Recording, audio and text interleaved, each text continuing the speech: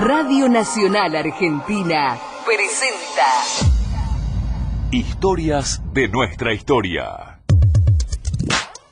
Para entender lo que nos pasó y comprender lo que nos pasa. Para conocer nuestra herencia en común. Historias de nuestra historia. Con Felipe Piña.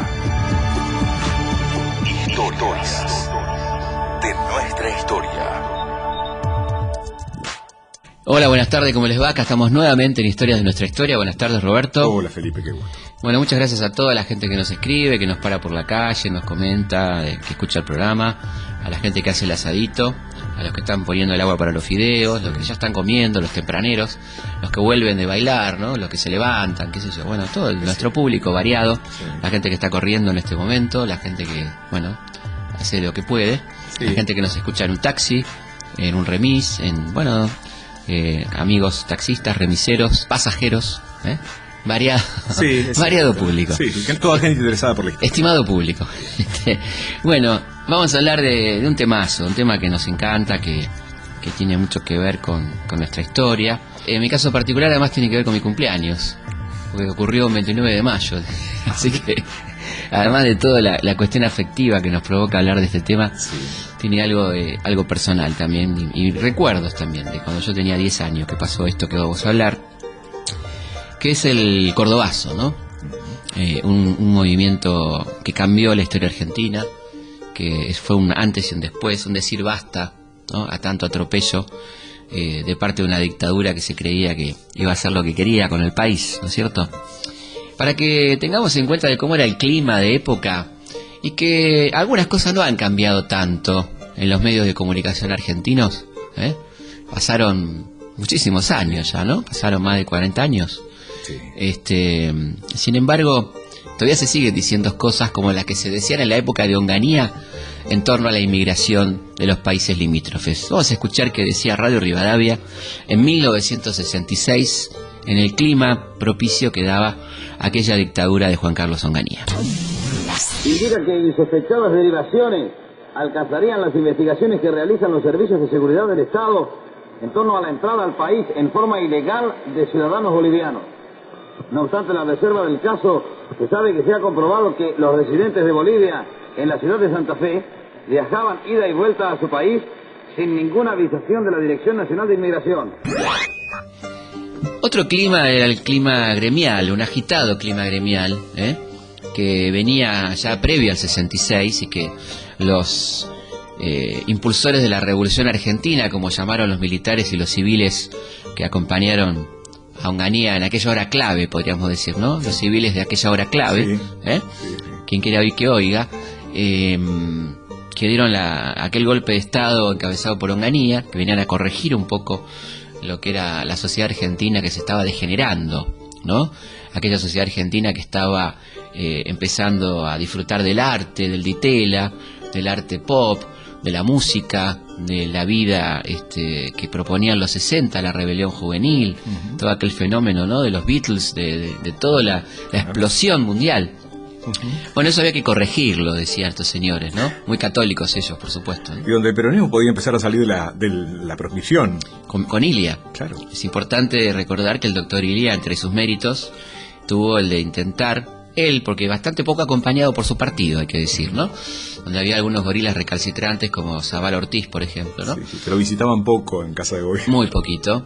Pero él, fundamentalmente el doctor Ilia, intentaba, y algunos compañeros correligionarios que lo habrán acompañado seguramente, ¿no? Pero sobre todo él intentaba incorporar al peronismo a la vida política y lo logró, porque ya para el año 66, antes del golpe, había una bancada peronista importante en la Cámara de Diputados y había una bastante libertad de movimiento para el movimiento, valga la redundancia, ¿no es cierto? Sí. Cosa que no valoraban de ninguna manera muchos dirigentes gremiales, o valoraban, digamos, pero no les importaba porque estaban jugados a otra cosa, ¿no? Concretamente a Augusto Bandor, que estaba jugado a la desestabilización en beneficio propio, ¿no? En como que él iba a ser quien ordene la situación, habiendo demostrado en el operativo Retorno del 64 que Perón no podía volver, ¿no es cierto?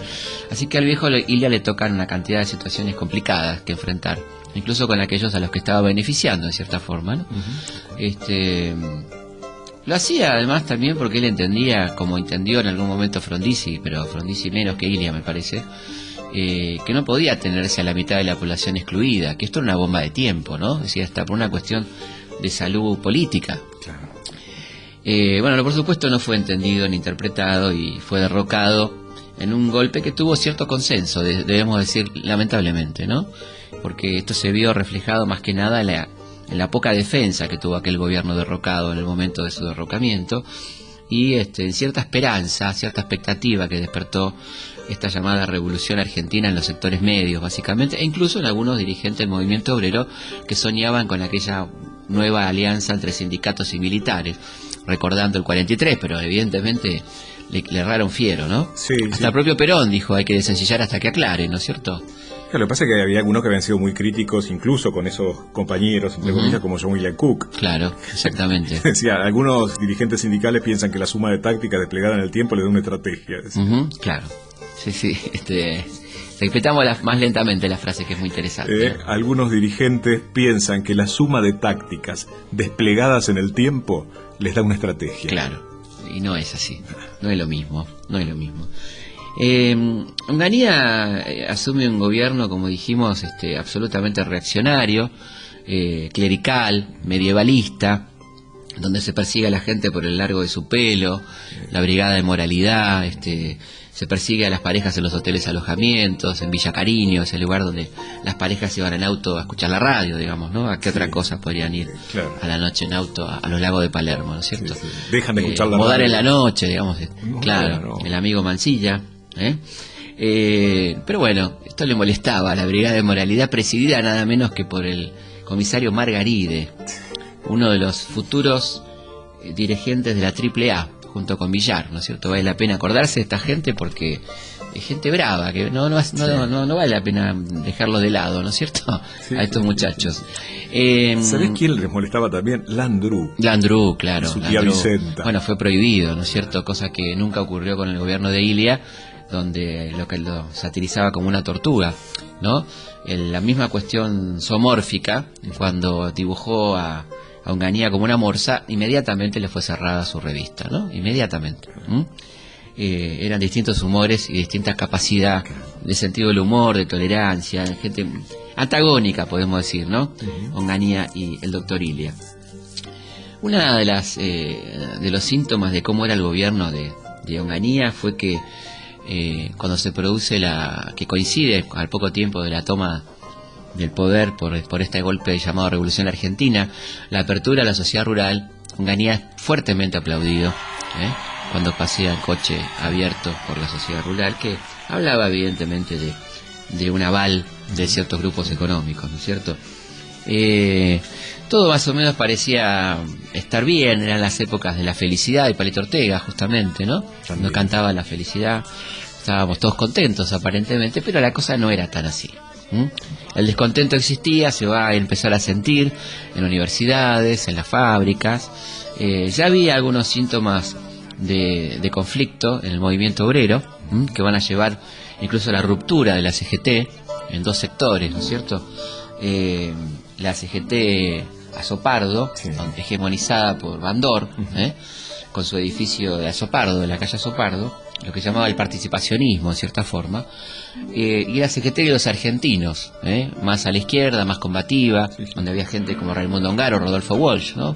Que editaba el periódico CGT. Y evidentemente esta corriente sindical es la que va a enfrentarse más decididamente al gobierno militar de Juan Carlos Onganía, en el que no veía ningún elemento positivo bajo ningún aspecto, ¿no es cierto? Es decir, veía una dictadura antipopular absolutamente, que venía a implantar un modelo injusto, ¿no es cierto? Ahora, qué cosa, porque es bueno que lo aclares, porque después el bandolismo va a aparecer como ortodoxo años después, cuando en realidad son los que implementan aquello del peronismo sin Perón. Bueno, claramente enfrentan a Perón absolutamente, ¿no? La dictadura tuvo dos ministros de economía, uno Salimey, un hombre de la rama católica, del movimiento empresarial, y luego por presión de los militares, entre comillas, liberales, particularmente por un hombre muy poderoso dentro del esquema militar de la llamada Revolución Argentina, como es Julio Azogray, se va a incorporar al gobierno Adalbert Krieger Bacena, descendiente directo de los dueños de las talleres Bacena, principales responsables de la masacre del lado empresario, ¿no? Por supuesto del lado político la responsabilidad recae sobre el gobierno radical de Irigoyen, pero del lado empresario los Bacena son los principales responsables de la masacre de la Semana Trágica, ¿no es cierto? Los que inician esta masacre por negarse a atender los reclamos obreros que luego de la masacre van a conceder, en una actitud realmente perversa, ¿no es cierto? Bueno, este es un heredero directo de los Bacena. Bueno, vamos a escuchar entonces un informativo que habla sobre la gestión de Krieger Bacena. Economía y Trabajo, doctor Krieger Bacena, presidió una reunión para considerar aspectos relacionados con la emisión de bonos nacionales para las obras públicas. Asistieron los subsecretarios de Economía y Finanzas y el presidente del Banco Central. El tema de la reunión fue si se procedía o no al cierre de la licitación que se realizara por un monto de 10.000 millones de pesos. El mes de mayo de 1969 se presenta bastante complicado para el gobierno, ¿no? Ya la gente se está hartando, empiezan las protestas. Por ejemplo, en Corrientes, el 15 de mayo de 1969, la policía reprimió violentamente una manifestación de estudiantes, donde muere asesinado por las fuerzas gubernamentales un estudiante de un nombre muy simbólico, ¿no? Juan José Cabral, que recordaba a aquel bravo sargento Cabral. Y en Rosario se movilizan los estudiantes para repudiar la muerte de Cabral, enfrentan a la policía, y un uniformado, el oficial Juan Agustín Lescano, saca su arma e impunemente mata al estudiante Adolfo Bello, de solo 22 años. Esto provoca una gran indignación de todos los rosarinos, que se manifiestan en lo que llamó la Marcha del Silencio. Y el 21 de mayo la policía vuelve a reprimir, y esta vez mata a un chiquito de 15 años, el aprendiz metalúrgico Luis Norberto Blanco. Esto evidentemente hace explotar a los estudiantes, a los obreros de Rosario, que toman parte de la ciudad. Se producen muchos enfrentamientos con la policía, la gente toma las esquinas y prende fogatas para enfrentar los gases lacrimógenos, ¿no? Una de las pocas formas que hay para soportar los gases es el fuego. Y esto termina siendo el rosariazo, un antecedente inmediato del cordobazo, ¿no? Tenemos entonces los episodios de Corrientes, los episodios de Rosario, de una importantísima gravedad, lo que pasa en Rosario, el rosariazo, y todo esto repercute en una ciudad muy sensible como era Córdoba, la Córdoba de aquellos años 60, fines de los 60, ciudad estudiantil, ciudad obrera, ¿no? Uno de los polos obreros más importantes del país. Seguía siendo docta, pero le había sumado eso. Le había sumado eso, es decir, un movimiento obrero muy combativo, nacido después del peronismo, más orientado o también orientado hacia la izquierda, con un importante movimiento obrero peronista y un importante movimiento obrero clasista, como se llamaba en aquella época, ¿no es cierto? Por supuesto que predominaban los peronistas, pero había una muy importante corriente clasista de izquierda que participaba en la conducción de algunos gremios, ¿no es cierto?, en aquella Córdoba de 1969. Digamos, la indignación por lo que había ocurrido en Corrientes y Rosario se sumaba a las reivindicaciones propias de Córdoba, como por ejemplo la quita del sábado inglés, ¿no? Trabajar el sábado sin que se le pagara, el arbitrario régimen estudiantil donde se había reinstalado la educación religiosa obligatoria en las escuelas, los planes de estudio reaccionarios en las facultades, y los peronistas, por supuesto, además de todo esto, la vuelta de Perón, pedían también dentro de este contexto, ¿no? Vamos a escuchar a gente muy autorizada a contar cómo se fue armando entonces este movimiento que conocimos, que pasará a la historia como el cordobazo. Vamos a escuchar en primer término a Garzón Maceda. Contanos un poco quién es Garzón Maceda. Lucio Garzón Maceda es un abogado laboralista, sí, realmente vinculado al peronismo, pese a su pasado socialista. Claro, inclusive su monito socialista. También, tenés razón, su monito socialista, que nos recibió, hemos hablado con él, cómo no, con realmente con mucho interés, porque es uno de los ideólogos, suelen decir algunos, y no lo decimos nosotros, lo dice él. Claro, y lo dicen algunos que en su momento buscaron para encarcelarlo.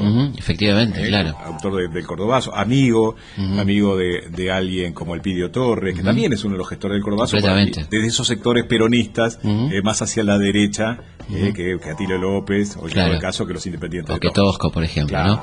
Vamos a escuchar al querido Garzón Maceda contar cómo fue el Cordobazo, y algo que le importa mucho decir a él y que nosotros compartimos, que fue un movimiento organizado. No fue el espontaneísmo de las masas ni la calentura momentánea, sino que fue algo muy bien organizado por la gente que quería dar una respuesta contundente a aquella dictadura que suponía que se podía quedar 40 años en el poder, como su admirado Francisco Franco. Lo que es el Cordobazo en sí mismo, que diríamos que es desde la mañana del 29 hasta las 2:30 de la tarde en que la policía se retira, es absolutamente organizado. Y es la culminación, para mi modo de ver, de un proceso iniciado en 1957, que es el de que una clase trabajadora organizada, con objetivo y con una sensación de contrapoder muy clara, puede en determinados momentos trascender a sus intereses particulares o sectoriales para representar los intereses del conjunto, que es lo que realmente caracteriza a lo que es un movimiento obrero. Pues en un país puede haber muchos sindicatos y no haber movimiento obrero. Y obviamente, bueno, ¿cómo no vamos a escuchar en este programa la voz de una persona tan querida y que se extraña tanto, ¿no? Que tanta falta nos haría, para arrojar un poco de luz, ¿no? Como era este modelo de dirigente sindical que fue Agustín Tosco, ¿no? Vamos a escuchar qué tenía para decir Agustín Tosco sobre el Cordobazo.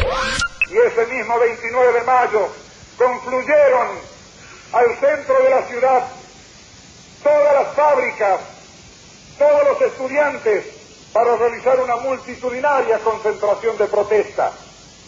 Pero la represión que se había ensañado con toda esta serie de mártires volvió a actuar, y un compañero obrero nuestro, sin haber llegado al centro, el caso del compañero Máximo Mena, de mecánicos, cayó con un balazo en el corazón frente a la terminal de ómnibus. Y de allí, evidentemente, el pueblo no pudo contener su indignación y su espíritu de lucha. Y así, con sus manos, con su cuerpo, pero con su dignidad, con su valentía, con su protesta, con su repudio a todo, con esto, reventando esa compresión de 3 años que nos impedía hacer actos, que nos impedía manifestarnos, superó a la fuerza de la represión y tomó a la ciudad de Córdoba en lo que nosotros consideramos el glorioso Cordobazo del 29 de febrero. Y otro de los protagonistas de este movimiento también es Atilio López, de la UTA, de los tranviarios, del gremio de los transportes.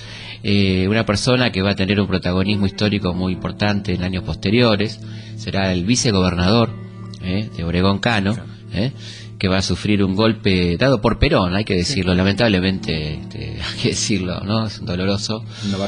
El Navarrazo, un golpe avalado por Perón, que va a desplazar a los gobernantes constitucionales de Córdoba, donde va a tener mucho que ver los grupos paramilitares, el comisario Navarro, ¿no?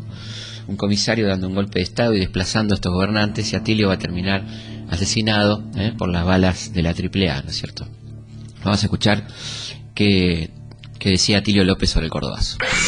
Los trabajadores de Córdoba entendemos que debe darse definitivamente las condiciones para llegar a la solución de una verdadera pacificación y paz social, la cual todos aspiramos y ansiamos, con el logro de la liberación nacional y el imperio de la justicia social en el país. Desde el inicio hasta el presente. Historias de nuestra historia.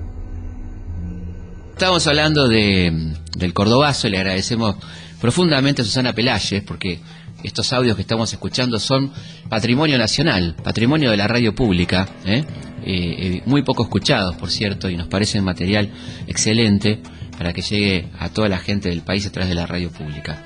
La CGT Córdoba, las dos CGT de Córdoba en realidad, se unen para lanzar una protesta y eligen un día muy particular, muy sensible al gobierno, que es el 29 de mayo, el Día del Ejército, cuando Onganía estaba celebrando el Día del Ejército en Buenos Aires, con una misa, como correspondía, con el cardenal Casiano, de triste memoria. En Córdoba comenzaba exactamente en ese momento el paro activo a las 11 de la mañana, que consistía en una gran movilización al centro de la ciudad, ¿no? Por eso es lo que nos decían los amigos sindicalistas cordobeses, nada de paro en casa. Exacto, o sea, el dominguero. Claro, porque si no hacemos el asado y nos quedamos en casa, decían, no, nos paramos en los lugares de trabajo y nos movilizamos. Efectivamente, lugares de trabajo como la planta de Ferreira, ¿no? La ICA Renault, después, bueno, todos esos grandes centros industriales donde la gente va a comenzar a movilizarse hacia el centro, ¿no?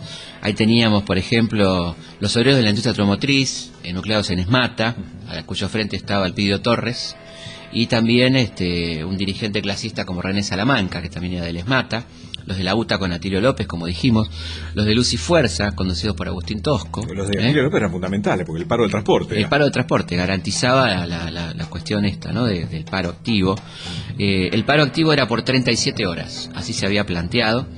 Y bueno, comienza entonces la movilización.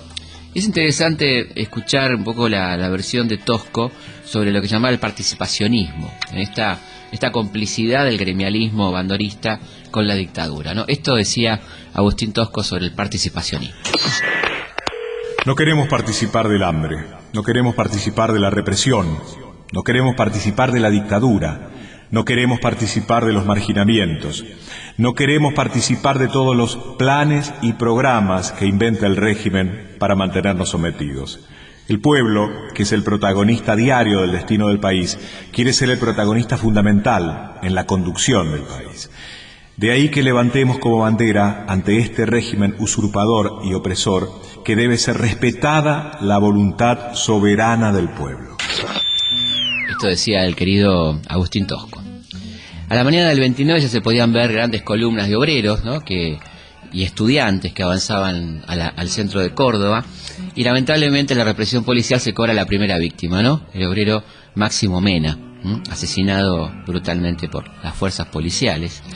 Esto aumenta la calentura de los huelguistas, se va poniendo la cosa más pesada, se van formando barricadas con el mismo objetivo de frenar a la policía por un lado y de evitar los gases. Y durante 20 horas la ciudad de Córdoba fue ocupada por los huelguistas, por la gente que se movilizó, obreros y estudiantes, pero más obreros que estudiantes, ¿no? A diferencia del Mayo francés, aquí el protagonismo está dado esencialmente por el movimiento obrero, con un importantísimo acompañamiento estudiantil, pero el protagonismo está dado por la clase obrera, ¿no? Es una cosa interesante que lo diferencia del Mayo francés, donde había una movilización más estudiantil con apoyo obrero, ¿no es cierto? Sí. El cordobazo es a la inversa. Sí, y bueno, y como vos decías, por allí con menos espontaneísmo del que contaron después, porque esa participación, por ejemplo, estudiantil estaba vinculada a través de la gente de Tosco, de la gente del radicalismo inclusive. Y una cosa extraordinaria que permitía aquel país todavía de 1969, ¿no? Los obreros estudiaban. Claro. Los obreros estudiaban. Es decir, que muchos obreros estudiaban en las facultades. Y había una conexión directa entre la fábrica y el centro de estudios, aquella hermosa ciudad universitaria de Córdoba que rebosaba todavía de vida, ¿no? Y que de otras provincias. De gente de otras provincias, de países limítrofes, bueno, un centro de excelencia como fue siempre la Universidad de Córdoba, ¿no? A pesar de todo el daño que le quisieron hacer, y lo sigue siendo afortunadamente, ¿no? La policía es derrotada. Esto se ve muy claramente en las imágenes documentales, inclusive donde vemos retroceder a la policía en un estado de desesperación, corrida por los manifestantes, y debe intervenir el tercer cuerpo de ejército, que finalmente logra controlar la situación con 20 muertos, centenares de heridos y detenidos. Fundamentalmente los líderes sindicales van a parar a la cárcel, ¿no? Vamos a escuchar qué tiene para decir sobre lo que pasó en el Cordobazo el dictador Juan Carlos Onganía. LRA Radio Nacional Buenos Aires, República Argentina, transmite con las emisoras de la cadena nacional de radiodifusión y televisión. En un mensaje al pueblo, hará uso de la palabra el excelentísimo señor presidente de la Nación. Habla el teniente general Juan Carlos Onganía. Cuando en paz y con optimismo la República marchaba hacia sus mejores realizaciones, la subversión en la emboscada preparaba su golpe.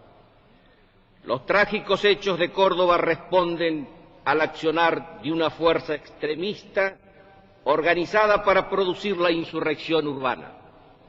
Allí están reflejados en víctimas y en sangre, en humo y fuego, en barricadas y destrucción, los únicos propósitos de los insurrectos. La consigna era paralizar a un pueblo pujante que buscaba su destino. Era el caos, la guerra civil a cualquier precio.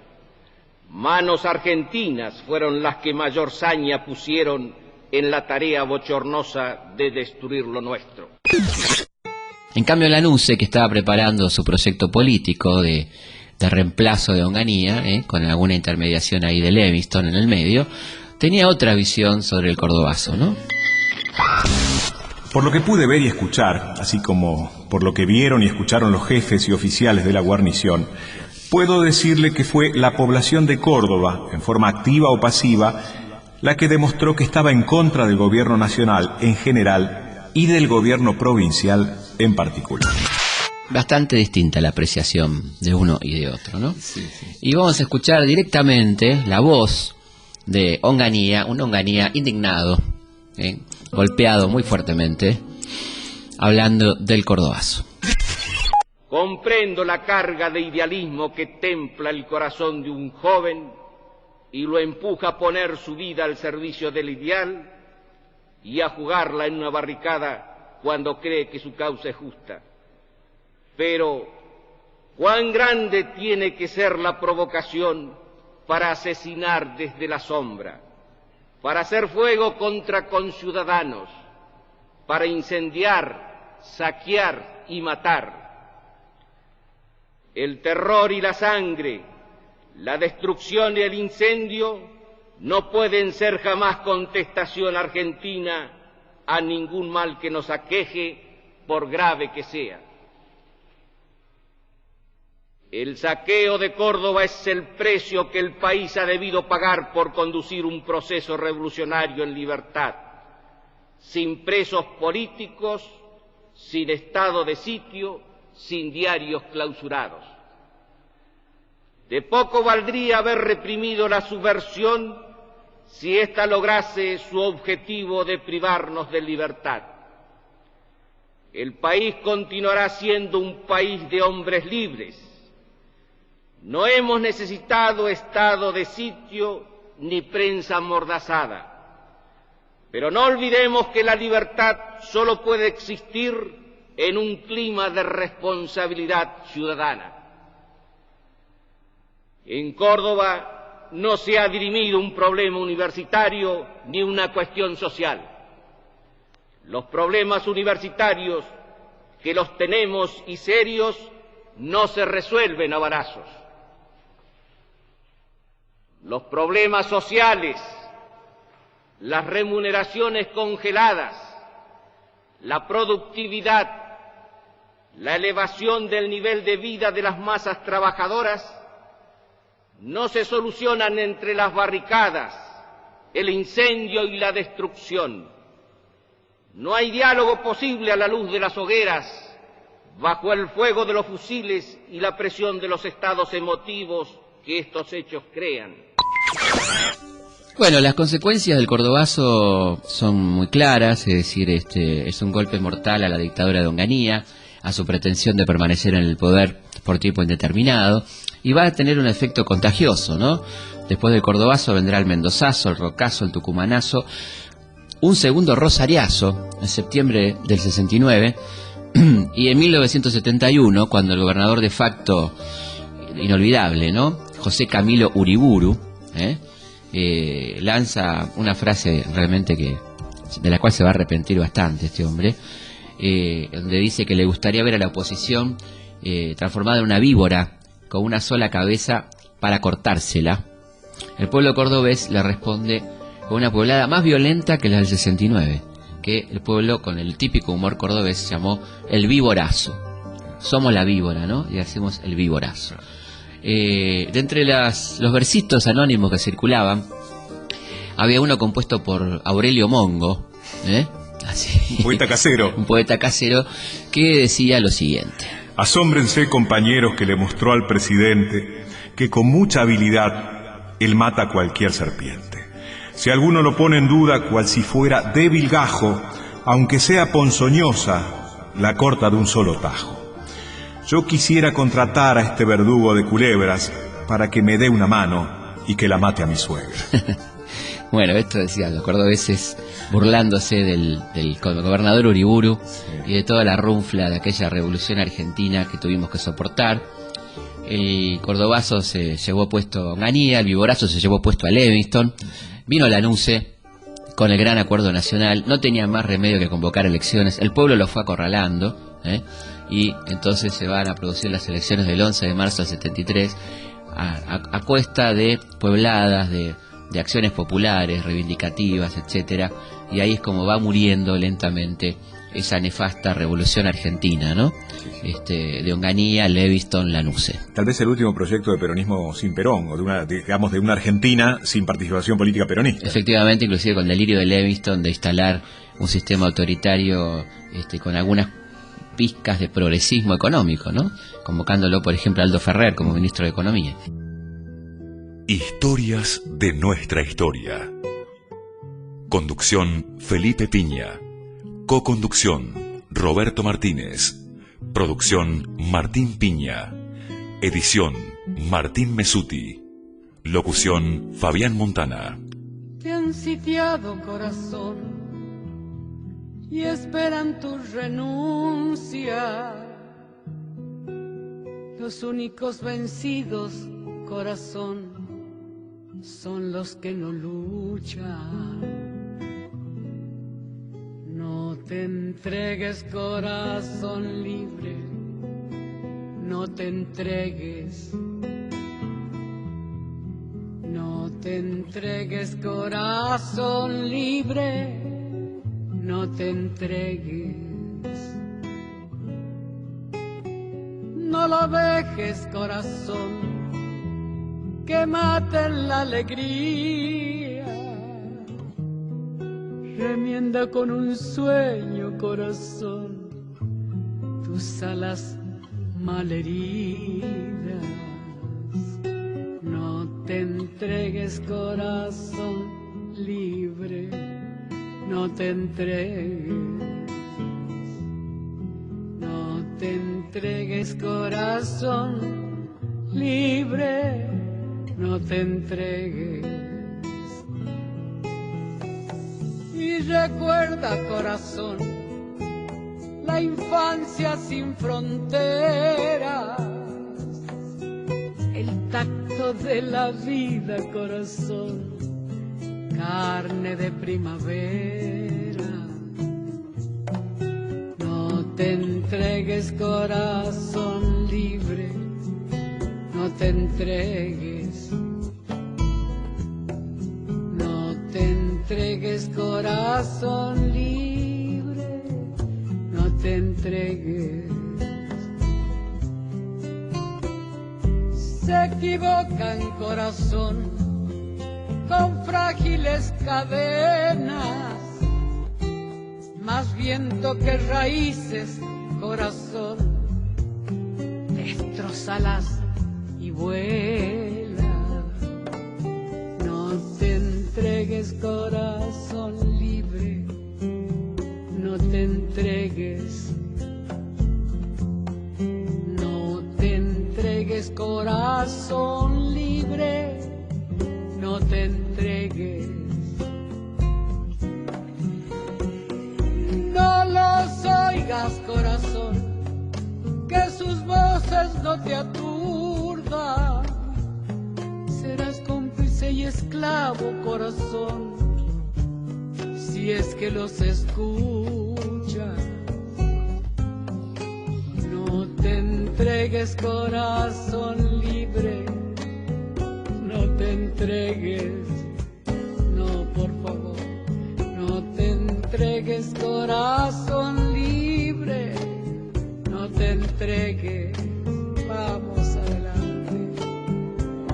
Adelante, corazón, sin miedo a la derrota. Durar no es estar vivo, corazón. Vivir es otra cosa. No te entregues, corazón libre, no te entregues, no, por favor, no. No te entregues, corazón libre, no te entregues. No te entregues, corazón libre, no te entregues. No te entregues, corazón libre, no te entregues.